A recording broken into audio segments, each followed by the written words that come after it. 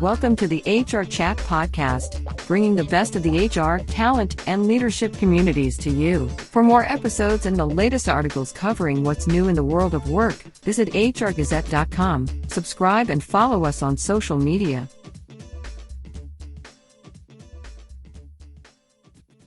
Welcome to this episode of the HR Chat Show. I'm your host today, Bill Banham, and my guest joining me today is Andrew Johnson, Editor of Inside CHRO magazine, the quarterly publication for Chief Human Resource Officers and HR leaders.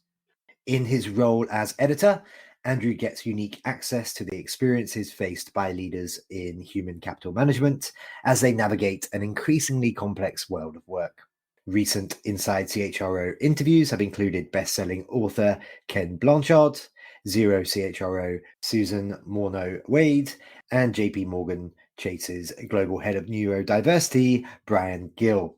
The role of the CHRO has never been more critical, and Andrew gets a front row seat on the challenges that these leaders face. Inside CHRO was created by Connex Partners, the leading executive network for HR leaders in the US. As well as editing the magazine, Andrew Johnson is Connex's Executive Vice President and CFO. And in the trenches executive with 25 years of experience, his foresight and strategic thinking has been essential to the growth of the Connex members community. Andrew, it's my pleasure to welcome you to the show today. Thank you, mate. Appreciate it. So beyond my reintroduction there, Andrew, why don't you start by introducing yourself to our listeners and telling them a wee bit about your career background?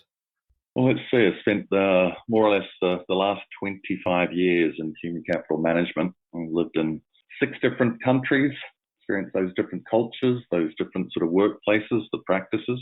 And in the here and the now, here at Connex Partners, which we founded back in 2006. You know what? I think we're some of the most incredibly fortunate people. You know, we get to interact and converse with, you know, a set of really bright, fundamentally sound people, and we're right there on the nexus, the cutting edge of some really brilliant sort of thinking and best ideas that, you know, most organizations are going to be copying afterwards. And maybe perhaps best of all, we're people, right? We've created this HR community, and maybe best of all is the fact that over time, folks start out as members, but over the years you really get to know these folks, and you make friends with plenty of them. So I've been very, very fortunate in my career in terms of it's spent with people. Okay, wonderful. Thank you very much. So now why don't you tell us a little bit about the professional community that Connex Partners has developed?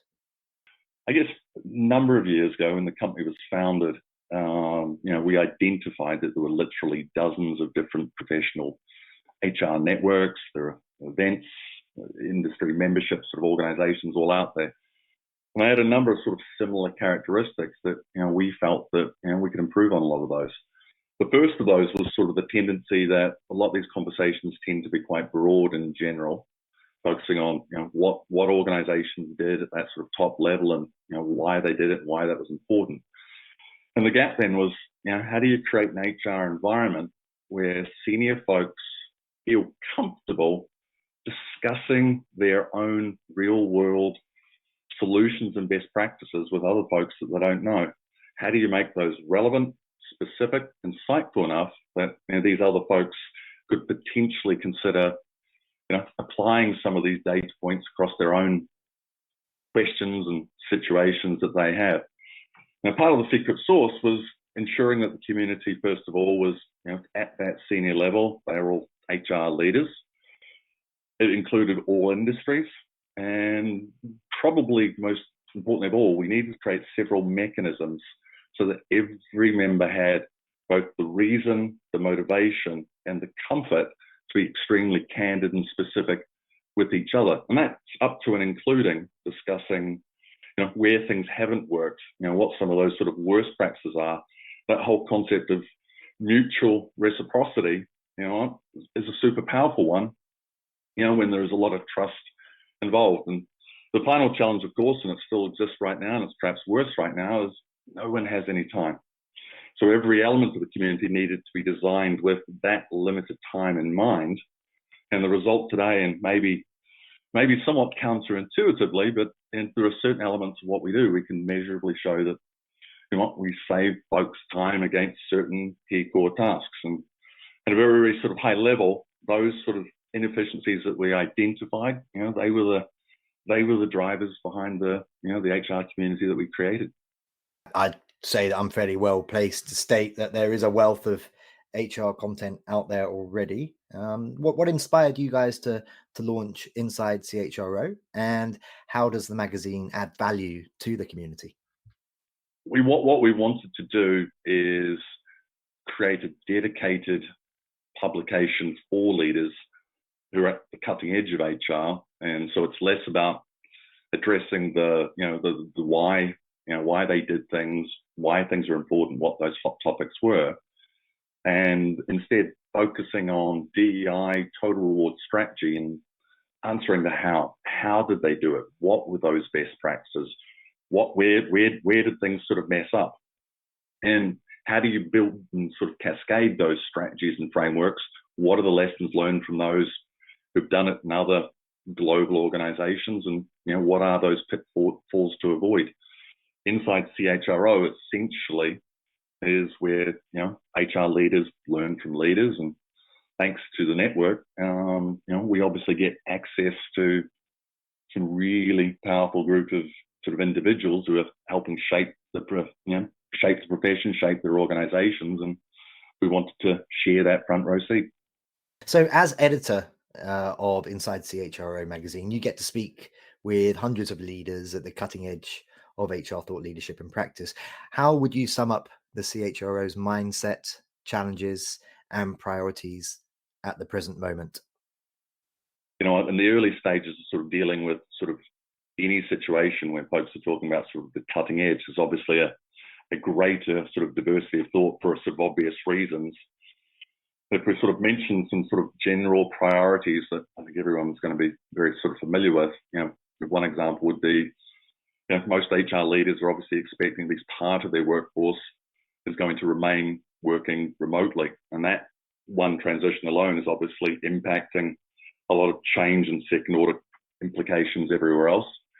The larger, better capitalized firms who sort of traditionally had lots of different sort of advantages when it came to originating best practices, right now, though, that delta, sort of that gap, that lead they have isn't the same. And obviously they're figuring out a lot of these problems in sort of lockstep with everyone else.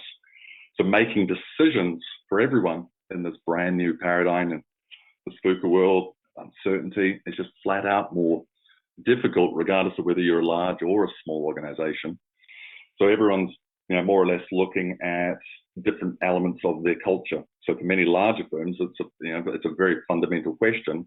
Do I need two different cultures for these two quite different work populations, the one in the office and the one remotely? And given their size, it's sort of harder to fudge things given this, the size of these respective sort of work groups. Talent acquisition, retention, obviously amongst everyone's key priorities. And that's lots of things. It's balancing the traditional sort of workforce needs, the folks that you've already had, with the expectations and needs of this rapidly sort of emerging group, and doing one without alienating the other. With being successful with these new generations, folks are looking at what are these new sort of baseline requirements and expectations that this new generation has. They want to be valued, understood, there to be less pointless presenteeism, to be a really genuine commitment to DEI, less stress, less toxicity, and being treated the same irrespective of how the organization is going. So, in good times, organizations often treat people a certain way, and when things change, they treat them another. Parents put up with that, but the newer generation are obviously voting with their feet. There's obviously financial costs of getting people management wrong. The costs and obviousness of sort of bad managers has really hit a critical mass. So previously, bad managers were often categorized a bit like turnover, just the cost of doing business. now there's a growing realization that, you know, the standard approach of trying to sort of improve these bad managers, that whole shame, set new goals, retrain, it didn't work, and it's not working. So first step is identify these bad managers because they're now a really bad cost. Second, and more difficult, is what to actually do about these folks moving forward. Tighter corporate HR margins, everyone's got less money, prioritize efficiency, which doesn't mean that HR is run by bots or algorithms, but you folks need help visualizing the career progression, accessing skills development on demand, communicating to each other in a sort of remote environment. Technology is obviously going to be a sort of a key core part of that. Obviously, overall workplace health has sort of markedly declined, particularly when it comes down to mental well-being. Well-being is a sort of a concept that probably for the past 20 odd years, organizations have thrown a hell of a lot of money into. But for one reason or another, predominantly focusing in on what engagement and participation looks like, they haven't really achieved sort of sustained behavioral change, right? And so we're still dealing with a lot of the same similar problems. So now organizations are looking to deal with that a bit more holistically. And then finally, there are obviously plenty of priorities, but one of them is for the HR leaders themselves. And given this VUCA environment, and probably most importantly of all, the emphasis on speed and complexity of change, the need for them to genuinely lead and be more strategic, perhaps hasn't been more obvious. And it's more important, more urgent than they start doing these things now. And that's a real appreciation. Oh man, that was a meaty answer. There's so many things that I could pull out there in terms of follow-up questions, including your take that a lot of the changes at the moment are driven by the younger generations, by millennials and by Gen Zers. I've recently interviewed some people who said, no, it's not about that, it's about culture. But we don't have time for that today, so let's continue on. Instead, I want to talk to you a little bit about diversity, equity, and inclusion. How are the CHROs that you're talking with building the business case, Andrew? And as part of that answer, perhaps you can also suggest what are the complicating factors and implications of developing an effective program? The first thing to say is probably building the business case. The reason why, I think it's fair to say they're generally pretty evident, and it's an accepted part of just things that you do now, right? It doesn't really need to be justified. It's a baseline expectation that whether it exists or not needs to be done. For those organizations, though, starting the journey, the initial focus is generally looking at what do they realistically look like from a diversity perspective, especially at the sort of the leadership levels. And obviously, in a lot of instances, that's not always a great picture. Starting points, or the consensus seems to be to improve that. And the first thing that needs to happen is there needs to be sort of a psychologically safe environment, one that cultivates appreciation for differences, helps people celebrate the traits that bring them together. That means interrogating and overcoming bias, developing a shared language. The equity element is still one that's coming into focus.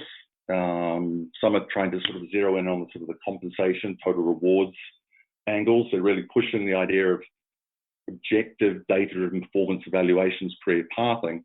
And that's mostly because research has shown that underrepresented groups get paid less, they're not getting promoters consistently, and that organizations don't take them into enough consideration when it comes to designing the benefits packages. All this needs to happen. You need to be able to sort of measure it, look at the differences between the various groups. What are the biases that are actually making it into your language that you don't realize? Look at when where organizations really struggle is around a lot of this sort of language. They struggle to implement a really comprehensive DEI methodology. And DEI challenges, the opportunities, they're incredibly complex, obviously. And what we're seeing is an explosion of consultants in the space, and a lot of these are using data, AI metrics, become more objective and rigorous in this space, and that really seems to be the new frontier. So, Andrew, we're in the midst of an unprecedented shift in terms of the labour markets, making talent acquisition and retention both more critical and more complex than any time in recent memory, certainly. What are you seeing organisations doing in response to try and gain an edge, perhaps, or create some kind of stability? Normally, when we talk about sort of recruitment and retention, we look at it as two sides of the same coin, and in a way, that's still true. But and what are folks focusing on for sort of recruiting? It's automating processes, using AI-driven sorting, direct marketing, better branding. But there's an unbelievable amount of competition. It's hard to differentiate yourself in some senses, and the options for prospective employees, are vast. The labour market is what it is. Retention, though, on the other hand, seems to be an area, I guess, where people are saying, look, here's an opportunity to really invest and make a material difference in our outcomes, in our labour pool, regardless of market context. So that's to sort of say there are more retention levers at your disposal. And one of the sort of key ones there is obviously the employee value proposition. There's a sort of few different sort of starting points with that, but total rewards conversation, making compensation more reflective of an individual's contributions, ensuring it's competitive, identifying and sourcing the benefits that people actually care about, want. These along with sort of some of the older sort of elements like rewards recognition, some of the sort of non-monetary perks, basically the low-cost, high-impact tools are all getting a stronger look right now. Another important element of your sort of employee value prop is your messaging, making sure that your onboarding is seamless, it's engaging, it's personalized, it's highlighting the right things. It's looking at things like culture rather than compliance training. And you can really start building a frame of reference around career progression, development opportunities. Some folks call it sort of that newish concept of sort of journey management, really. The younger generations, Gen Zs in particular, a lot of them are looking for the employer who's working towards environmental, social, economic improvements. They want to see that there's a defined culture that values their sort of contributions. It's objective, transparent process that measures their performance, offers them a safe, supportive sort of space to be, promotes diversity, equity, inclusion.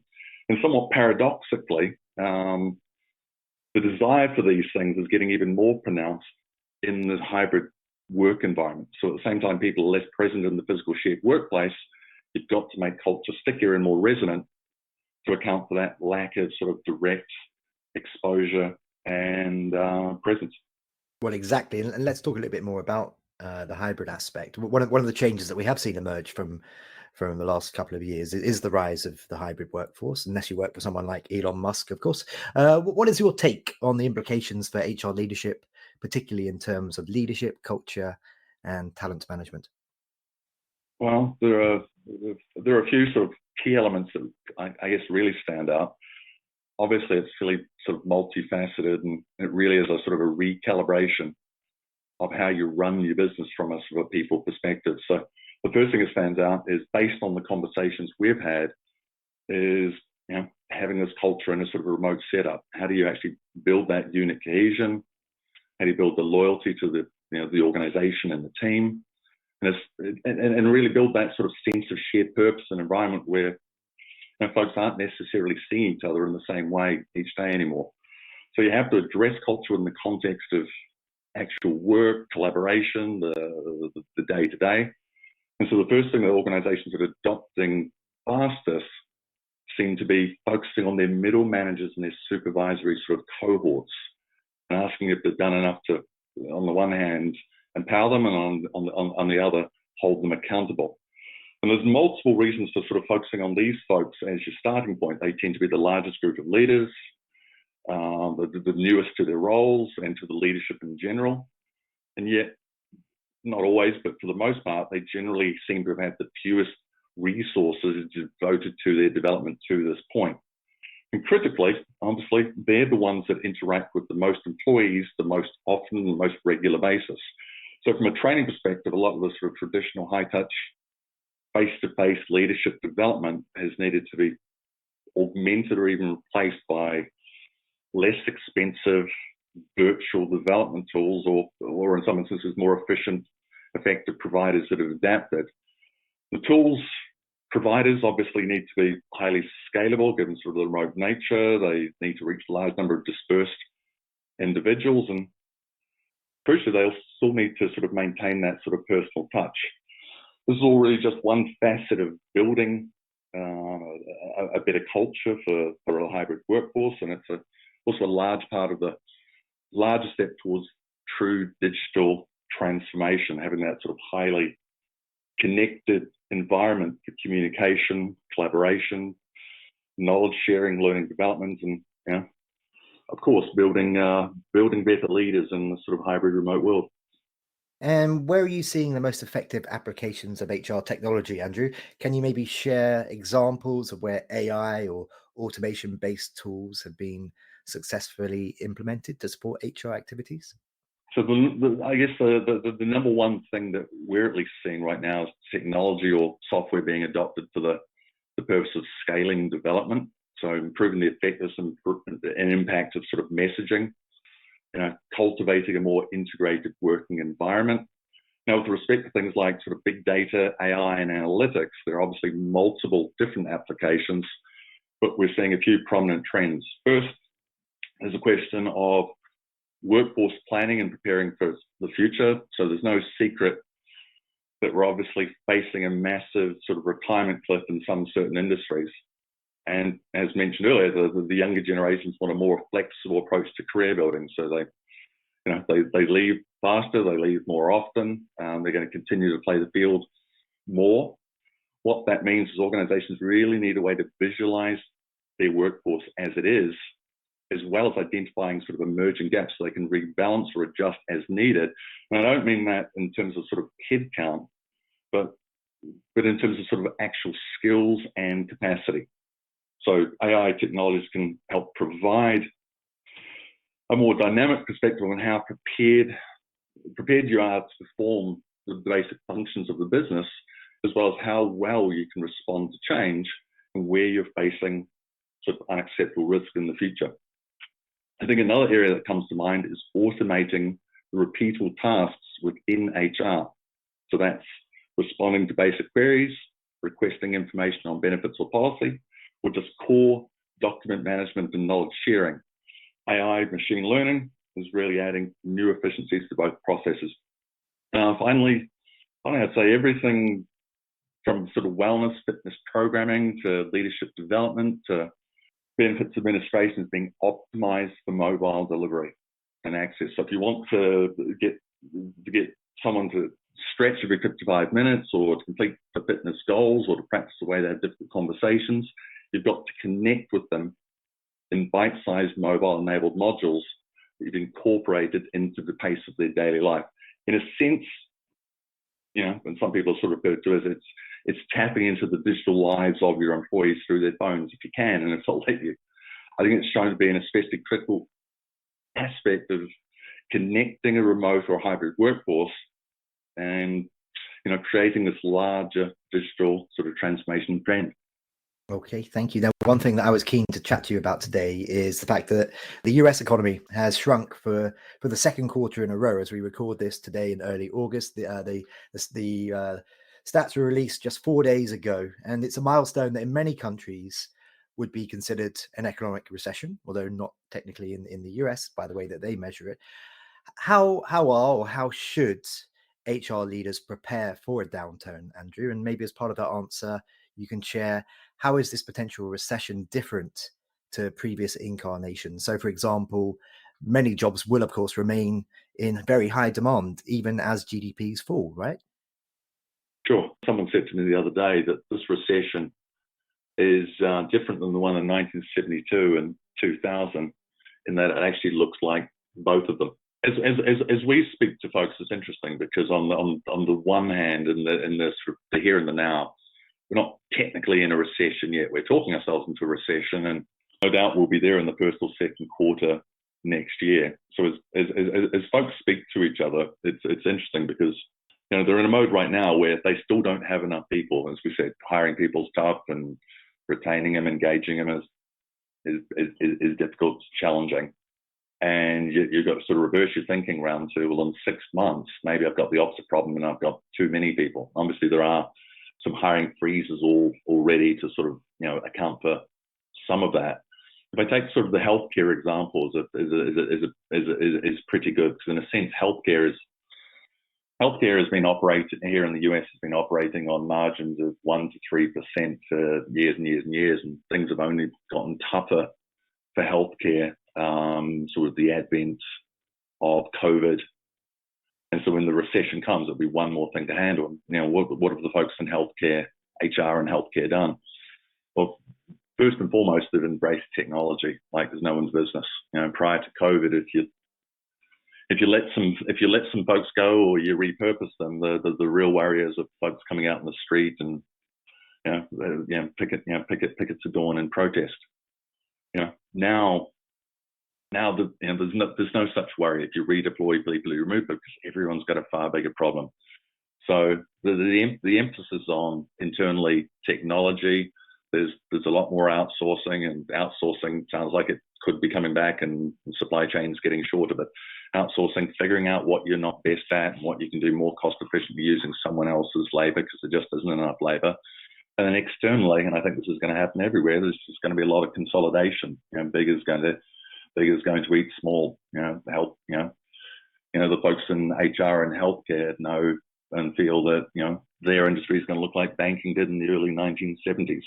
And what went from sort of thousands of different banks all got consolidated up into several hundred. And that's probably what's already happening in healthcare to one degree or another. So, there are those internal things you can control, like your costs, your technology, the people you have, making sure that, as we said, that your bad managers aren't scaring away your good people, because you can only pay people so much.